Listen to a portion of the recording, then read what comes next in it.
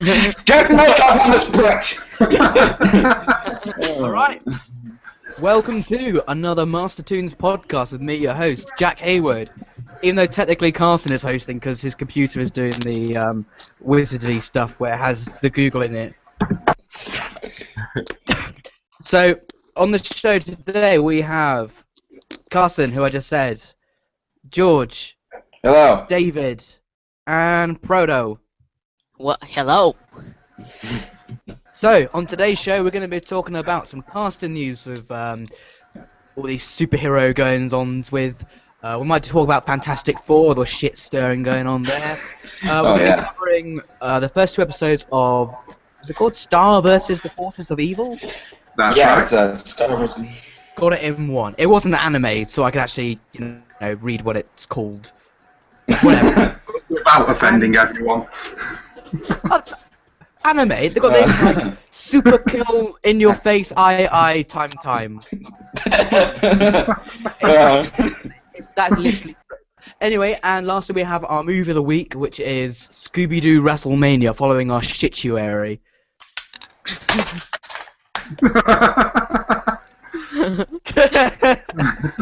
I'll fight you to the death on this one, George. I'll fight you to the death. I'll fight you to the death too. Also, this is the first time that we're doing a live broadcast, so bear with us. Yeah, if all shit breaks loose and, literal shit starts breaking loose, so dripping down the walls like a brown mudslide, It's not our fault, we've only done this once. Yeah, exactly. Alright, so shall we talk about the casting stuff first? Sounds good to me. Casting. Alright, so there's a bunch of casting stuff going on, so we're just gonna, chop it into sections. So we section the sections, Yeah. like in a concentration camp, you've got the Jews and the blacks and the atheists. Not making the best impression on the first. No Why shit. do we always get dark in this? That was quite dark. Yeah. It was. Yeah, it was. Very. My views do not represent Master Toons. Alright, let's begin. Let's What the fucking fuck are we thing. talking about? Alright, so Casting. yeah, so first up in the casting we have Supergirl. There's a TV series coming out very soon, and they found their leading woman. She is called. What the fuck is she called? You're making this drum roll very anticlimactic. I literally. Wait a minute. I literally had the article up. Wow. Not even a fucking. Oh, that's Melissa Benoist. Benoist? Melissa Benoist. Am I saying that right? I don't. That sounds like a very, very obscure porno.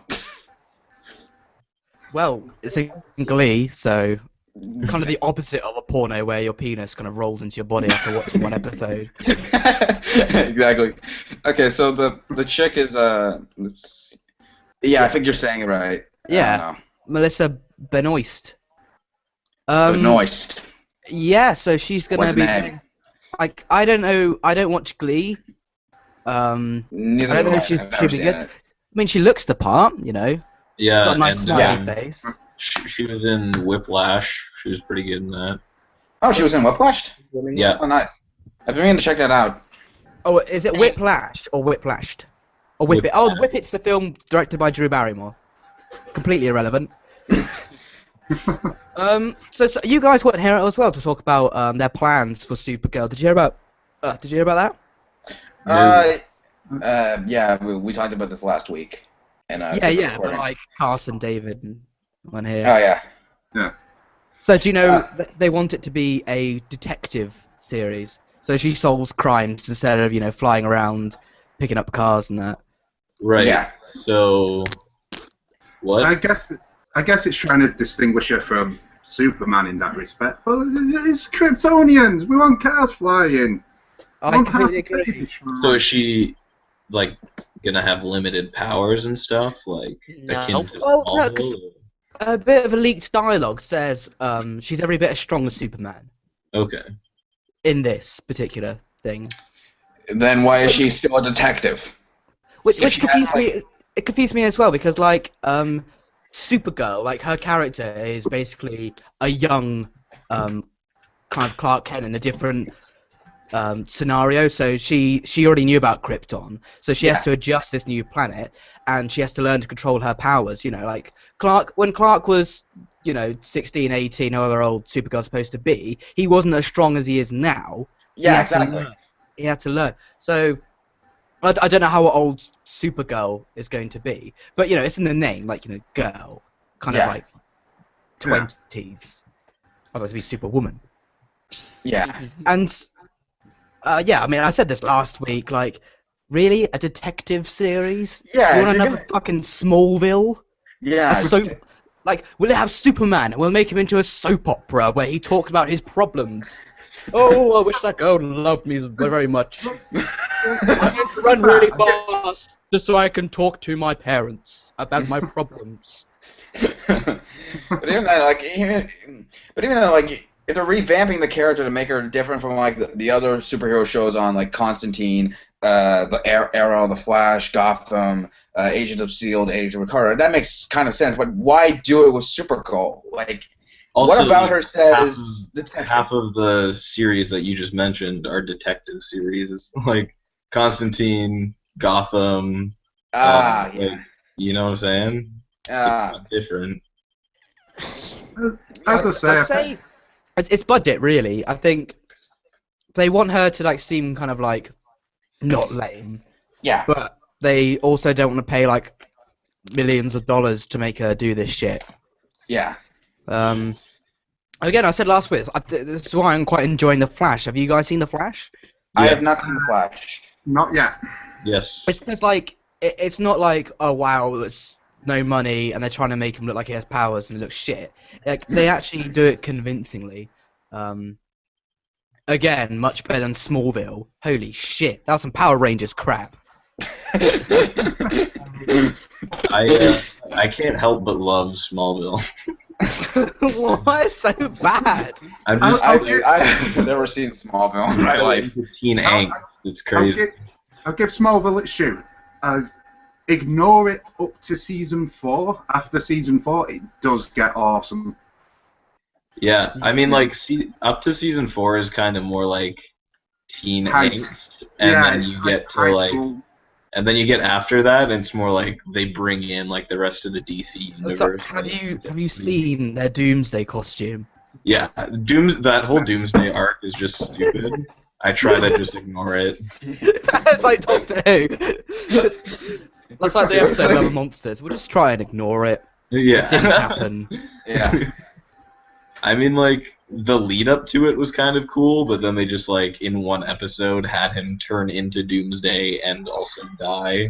Because that makes Not sense. really, because he comes back later. Like, they set it up so that, like, he'll come back to kill Superman. I don't know. But anyhow, it's kind of a tangent. And Doomsday was like super OP. So, yeah. I don't know. Yeah. I mean, I think the actress is good. She's a good actress. Okay. I think she can play Supergirl well. It's just I don't know what the TV show will end up being like. You know what I'm saying?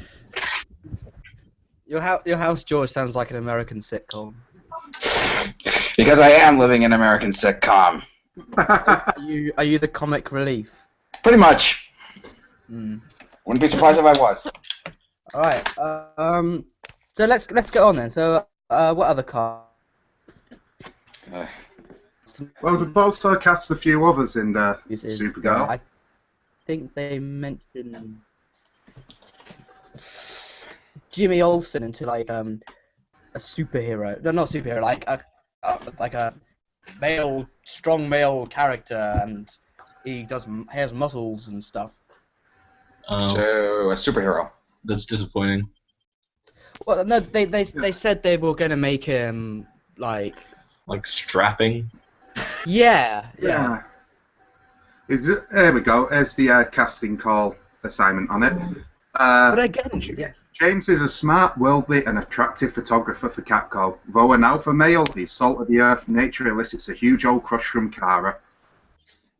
But you don't need like a strong like side character, you know, whatever gender, you know, because if you've got the main character who's already got powers and she or he's already strong.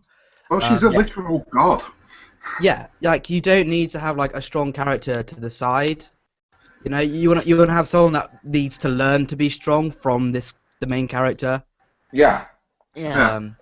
That's actually a point we'll get into later with Star versus the Forces of Evil. Well, we'll talk about that Oh, boy. later, but that's one of my things with it. So do you know who the cast for Jimmy? Who? I don't think we've got an official thing on that yet. Because it sounds like we're gonna get like a hipster Jimmy or a Flash Thompson Jimmy. Oh God, he's gonna wear. No. He's gonna wear Disney mashup T-shirts. That's gonna be awesome. So They're a gonna be hipster in Jimmy. real life.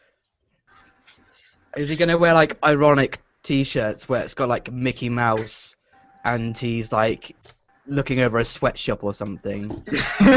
Just like, oh, I'm so deep and clever. Look at my T-shirt. Yeah. I'd still buy that T-shirt. Actually, that said, I think that character will come down on the next one on this list. In Winslow Winshot, who is basically meant to be a nerdy character who does all the computery stuff. Because God forbid in 2015, anyone knows anything about computers. God damn it.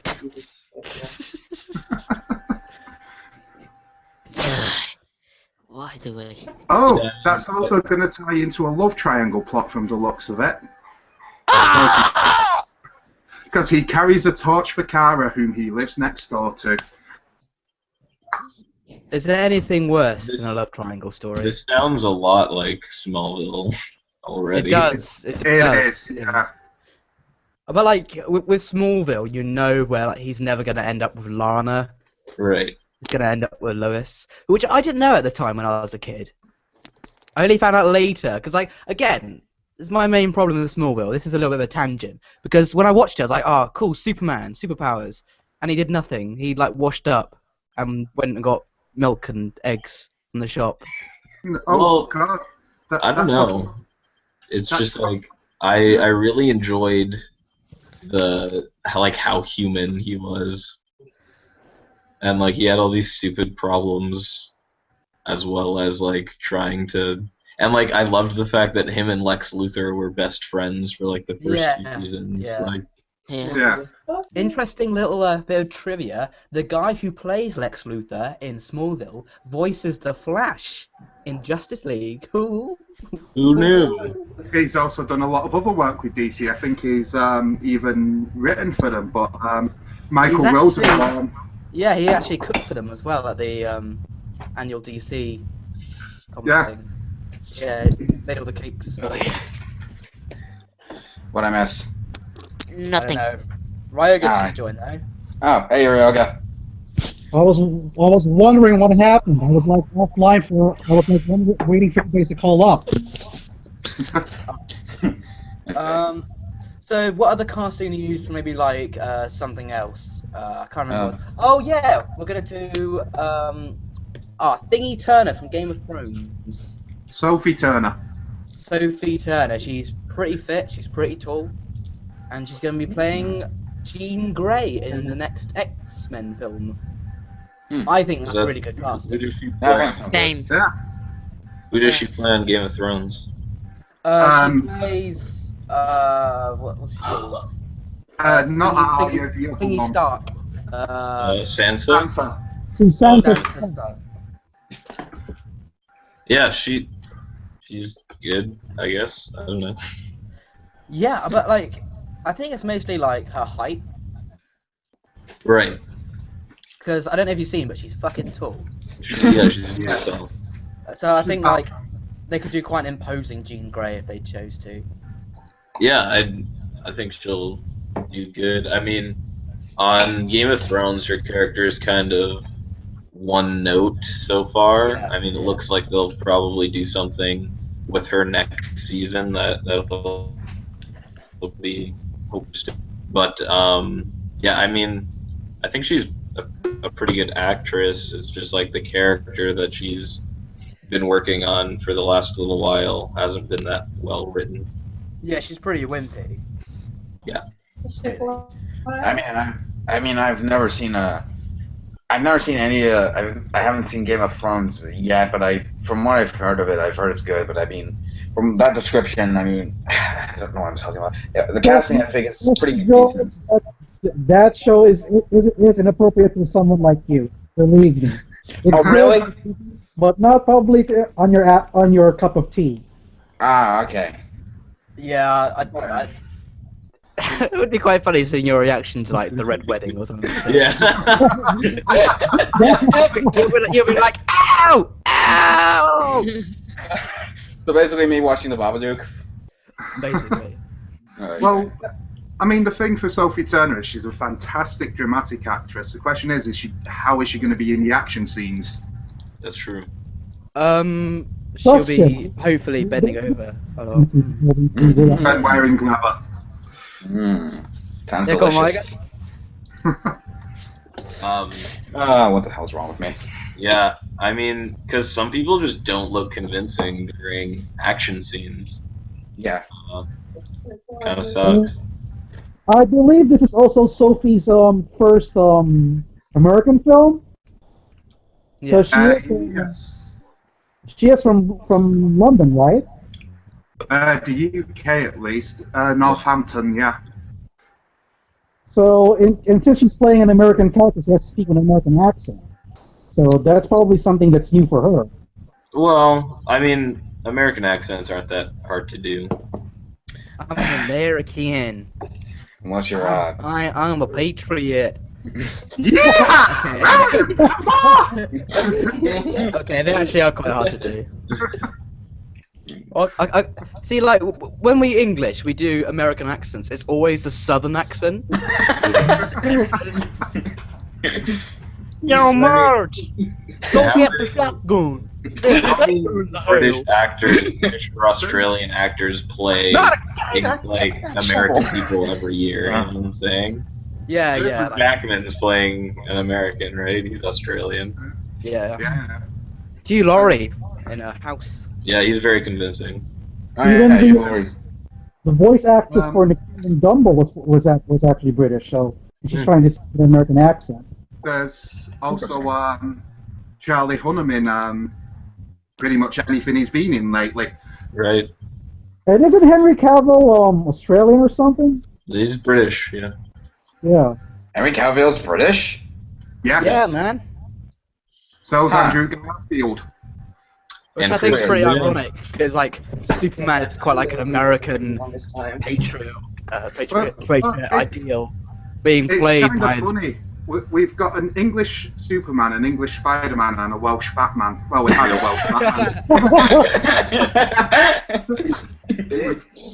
Have you heard Christian Bale's normal voice?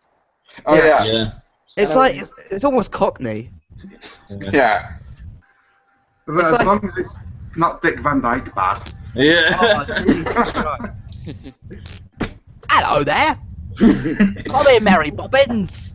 It's a jolly holiday with you, Mary Poppins. Oh, this is everything I love.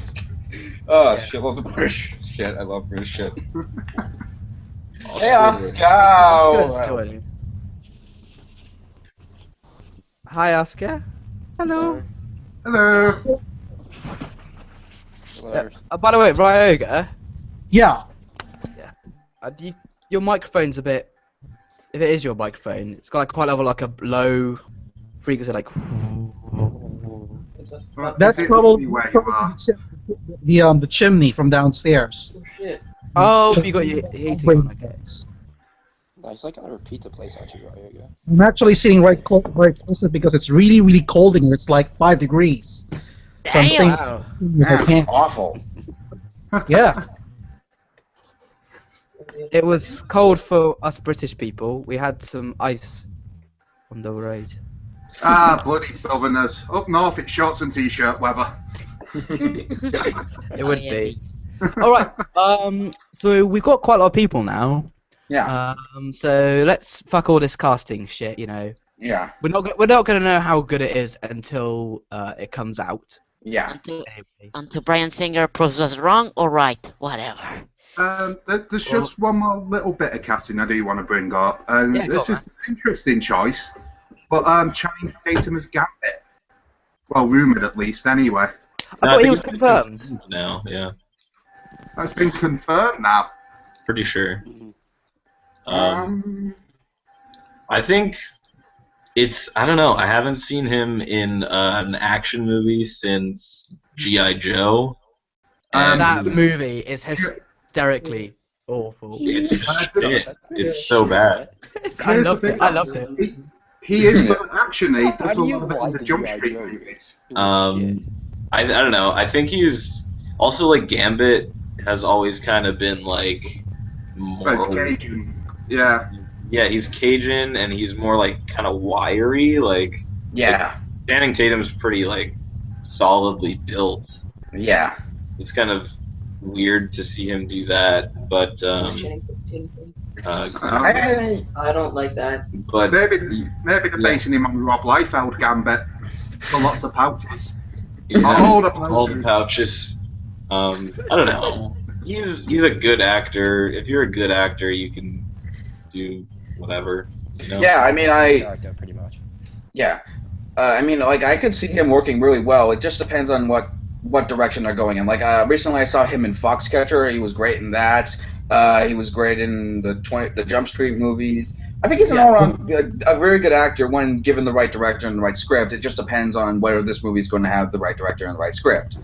But even then, I don't know. Like, I remember seeing like a Taylor Kitsch in the X-Men Origins Wolverine. I thought he did I know that. Full disclaimer, I know nothing about X-Men. I know nothing about this kind of shit. But I thought Taylor Kitsch was actually really good. Yeah. Yeah, I mean, He's funny as well. I don't know if Gambit's supposed to be funny, but He's He not. sort of is. I mean, I mean, he's kind of like a I remember- sarcastic, funny, right? Yeah. Yeah. It could work. I mean, I only Go remember with them there. from the '90s X-Men cartoon series, and never at one point was Gambit did anything funny during those series. So, I can pretty much say that this is going to be a very serious role, and Yeah. and so it's going to be quite a challenge for Tatum to take on this kind of role. I actually, like I said, in Foxcatcher is a very serious film, like dead serious. Like, it's probably one of the most like drably depressing films I've seen in a long time. And I thought he was great in that, but the problem, like one of my only problems I had with it was that it felt like not a lot of shit happened in it. Like, it was mostly just a long series of just moments. It was good. I thought it was very good, but I feel like he wasn't given enough to work with, though there were moments where he did stand out immensely, particularly in one scene where after he loses one of the matches. Jesus Christ!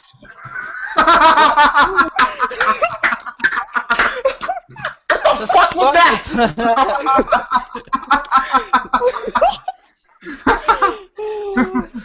Seriously, what the fuck? is that the noise it makes for? Messages. No, I think that came from Ryoga. Jesus Christ! I thought that came from our message because I sent a message and then that shit just. How do I have my headphones on like max volume to hear shit? Silly. Jesus. That was my fault. Well, that's a good way to finish off this. Yep. Thanks a lot, Ryoga. If you're happy if we move on. Yeah, Yeah. definitely. X-Men and Supergirl coming soon to a torrent near you. Yeah. Alright. Makes sense. Rated PG-13.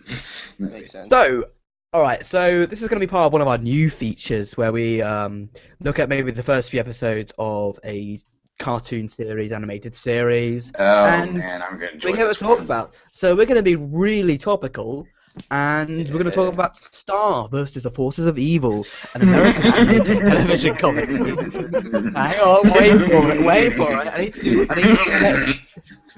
need to let people know what's going on. All right. So It's a animated television comedy being produced for Disney XD. It's been created by Darren Nefsey? I don't know, but he worked on Wander Over Yonder and Robot Monster. Oh, it's a she. Sorry, did a bit of a gender bender there. Who is the second woman to create an animated series for the Disney Channel, the first being Sue Rose, who created Pepper Ann. I don't know what the fuck Pepper Ann is, but... I No do. idea. Yeah, is it a wasn't big deal? in the UK, so So the premise is there is an alternate dimension where this bubbly character called Star Butterfly lives, and she, because of her disruptive but friendly nature, she gets sent to Earth and live with an Earth person's family called Marco, and some random shit happens. They get to know each other, and in the second episode there's a floating unicorn head. Okay, Yeah. we'll just get into this shit. Wait a second. So try to let everybody talk, because I know there's going to be some rage flying over. So don't talk more than like 1 or 2 paragraphs, if we can Alright. keep that in mind. I will say I already know most of you didn't like it, or were at least in part Indifferent, I Yeah. guess. Though. indifferent. Wait a second. I mean, there's a couple of us that probably liked it if they joined the show. But yeah. Yeah. No. So who wants to go first? Yo, let's Mm. yo. We have Yo, Frodo go okay, first. Proto, you hit Yeah, the Frodo, you're hit the first. floor running. With your I thought it was lame. It was empty, lame, but most of all, it was not funny. It was predictable. yeah. Who's next? Right. We'll go with George. Can I go next? Because he's probably got the most critical. Yeah, go, if George. you want. All right. This is my thoughts on it.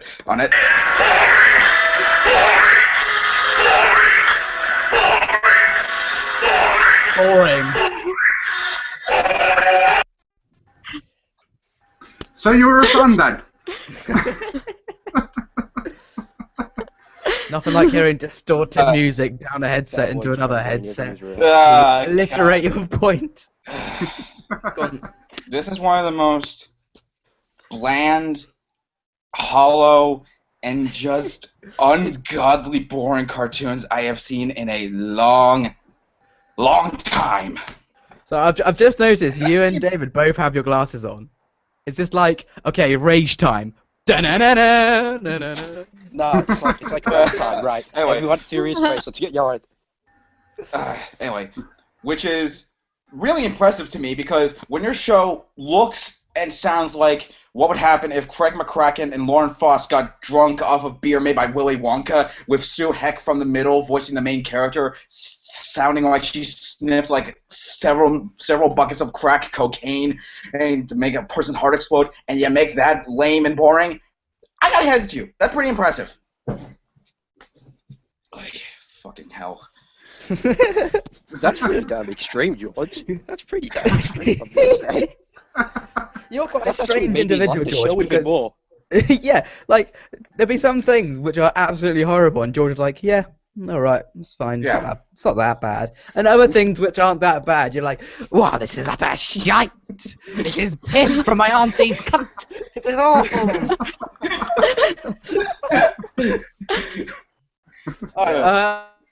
David, at the moment, you're quite reminding me of what's he called? Like not Charlie Chaplin, the Thingy brothers from the 30s. Wright brothers. The No. The Marx Brothers? The Marx brothers. He doesn't even know. I'm sorry, carry on. Oh yeah, I'm going to go slightly less vitriolic here, in that what it really seemed to me is someone who saw Adventure Time and Regular Show, wanted to make Adventure Time and Regular Show, but didn't get why they're funny. They just sort of emulated the visual humour, well, tried to as best they could, and didn't quite grasp how it works. a lot of what should have been, oh, that's cool and creative, it kind of just left me sat there going, oh, I've seen this before. Better. Yeah. It's just, it feels derivative in a show that shouldn't. I mean, to be fair, it looks like there is going to be a continuous ongoing story, but this was not a strong opening. It could get better. We've seen shows get a lot better with time, Gumball being a prime example, but at the moment, this is nothing to entice me into watching it. Yeah. George, did you get round to... not George, Carson? Or is he broken up?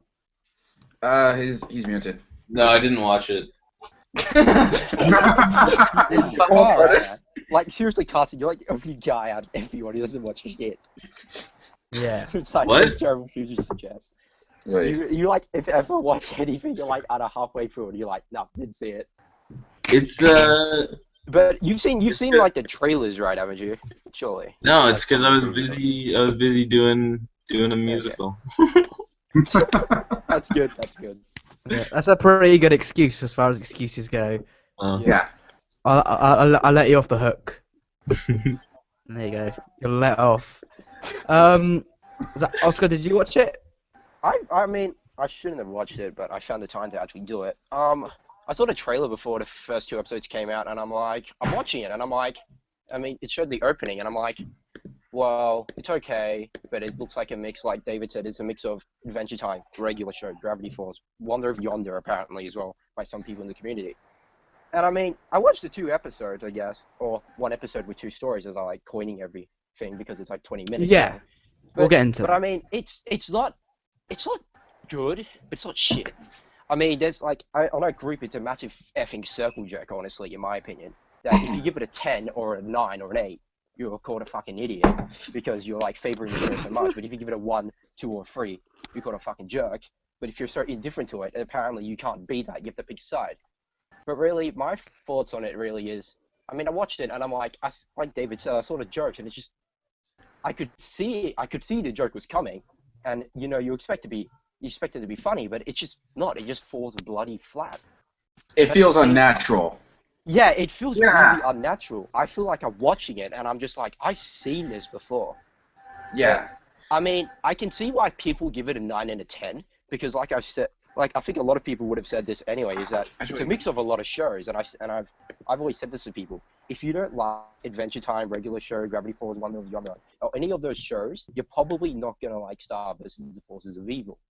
Because if you like all of those shows, you probably like this. Granted, it probably isn't as good, but you'll probably get the humor and characters and whatnot.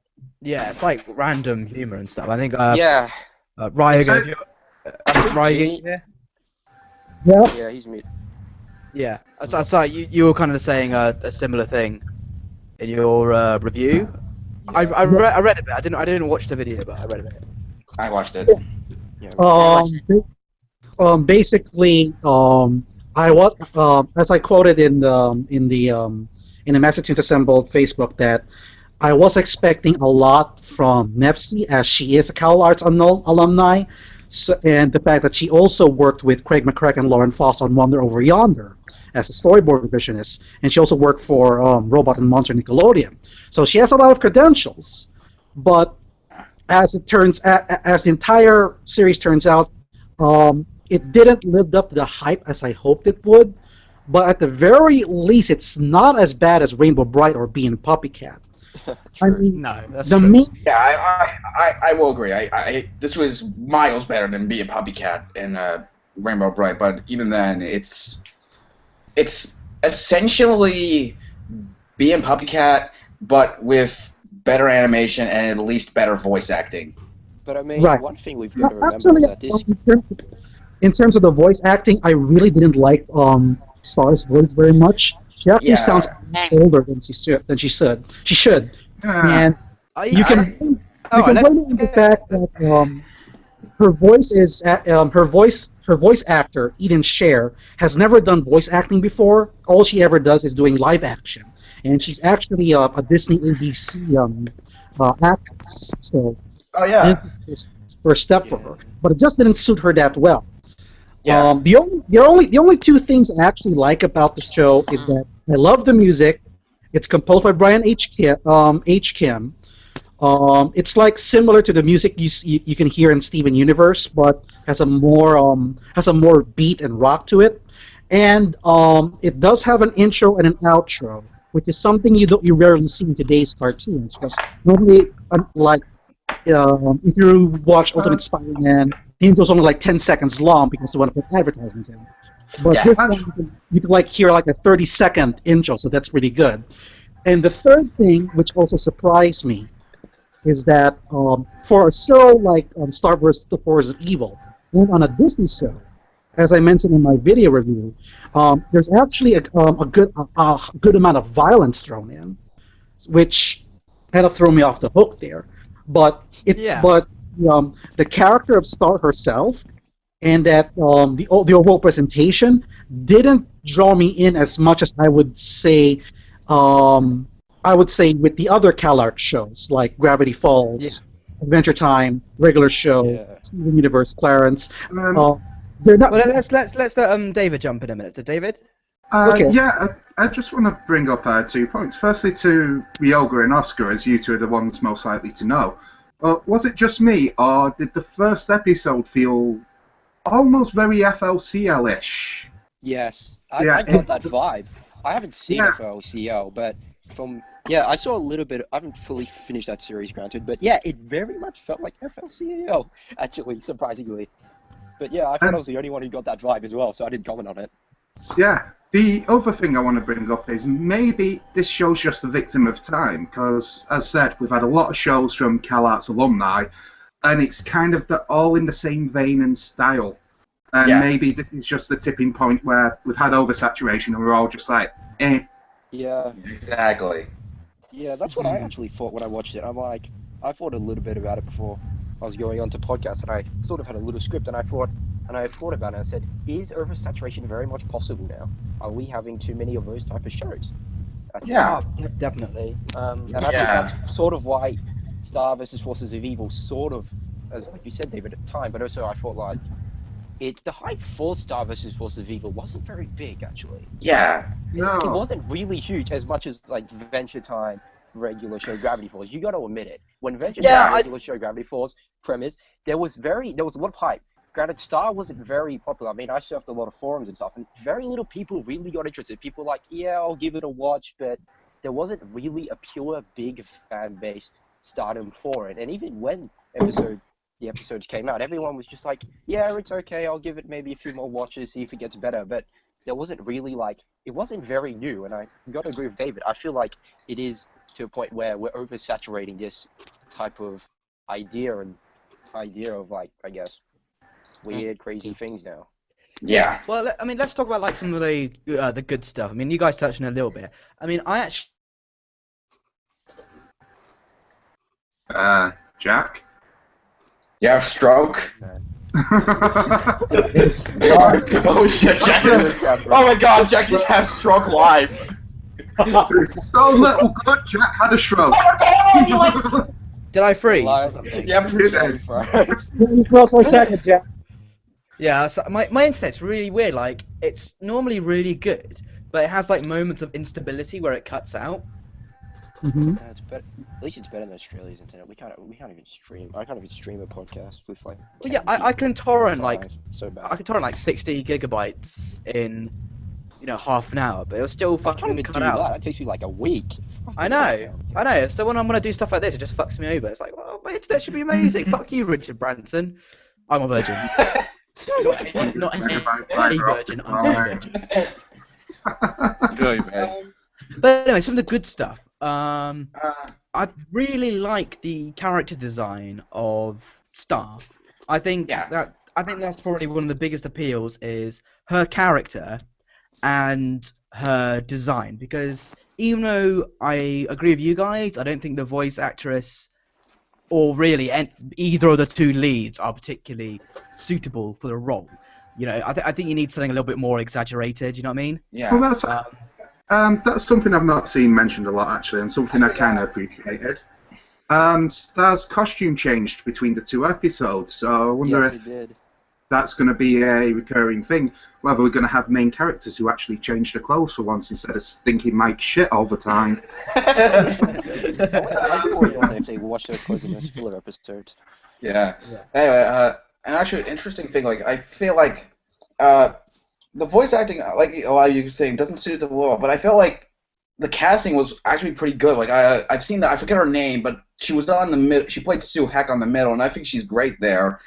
But I think that she works there because That's Eden Cher, George. I mentioned she's the voice of Star, and she also did play she also has a recurring character ABC's The Middle.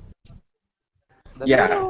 I think she's As someone pointed out, she's quite new to voice acting, yeah. so she doesn't quite give it the energy it needs, I think. Yeah, and which is sad because if you've seen the middle, she actually has a lot of good energy there. But I think that's helped that that's not all she character is. She's actually a pretty decent character in that.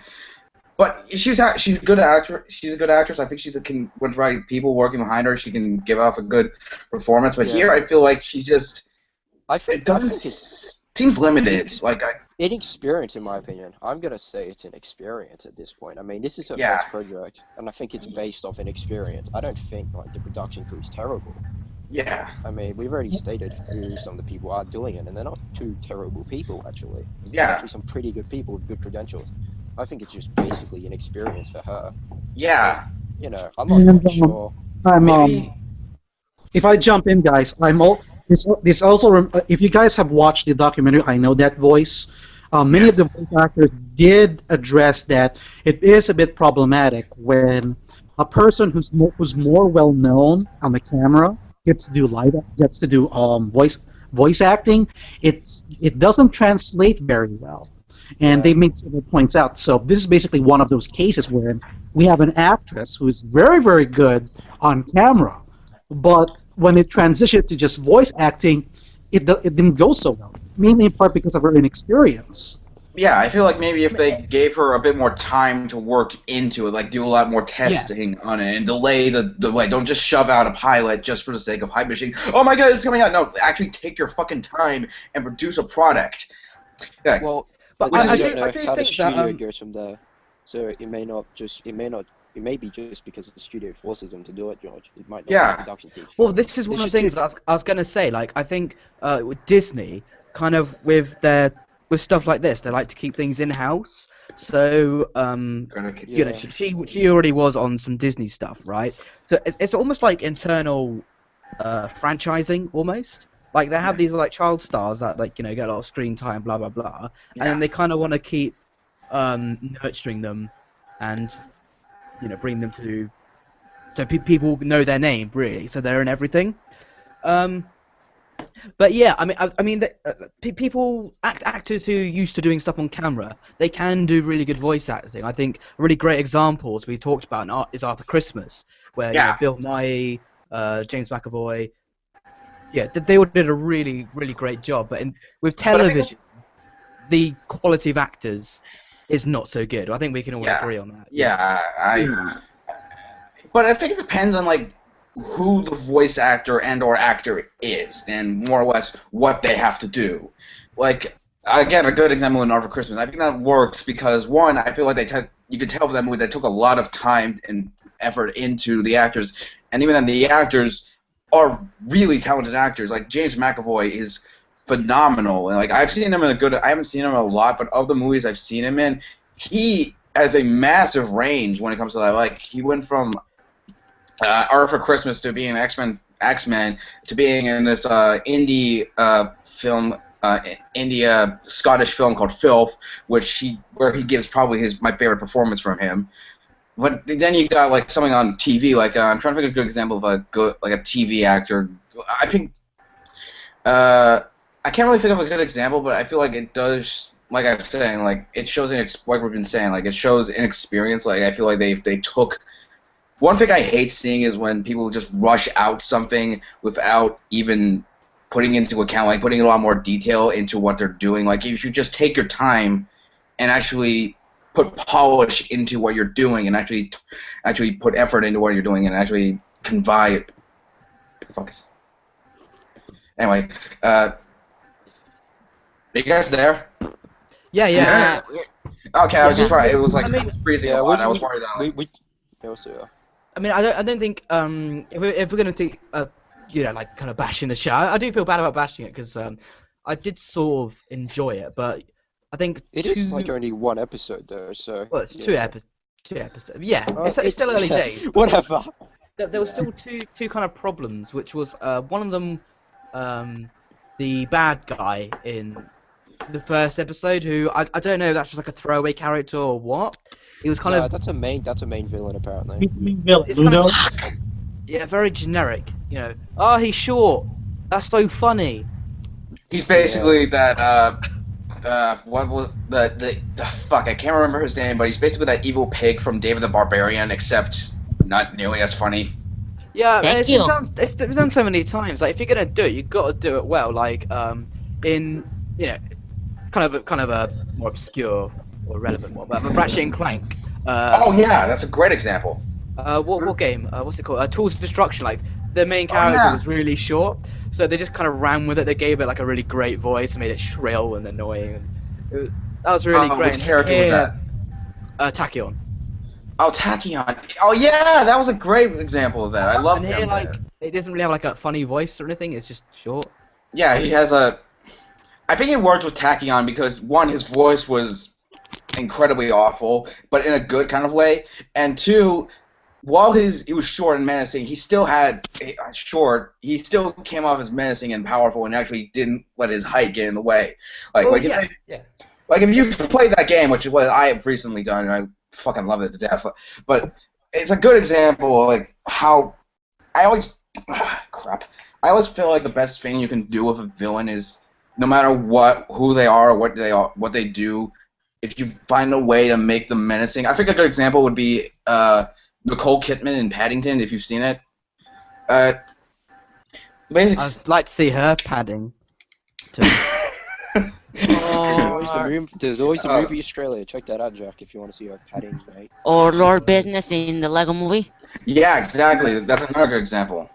Or I think when you have a character that like the joke is they're not imposing at all, you Yeah. have to run with that and have to make them really full of themselves and like Yeah. they think they're imposing when they're really not. I think that's part of the joke. But Yeah. anyway, and the second thing, which I mentioned earlier with Supergirl, it's like they have this character who is supposed to be shy. They make him out to be kind of like shy, non-threatening, all that stuff. Yeah. And then he has again like kind of a normal person voice. They should have got something like Michael Cera-esque, kind of like nervous and like fidgety. yeah, that would work a then, lot like, actually. So when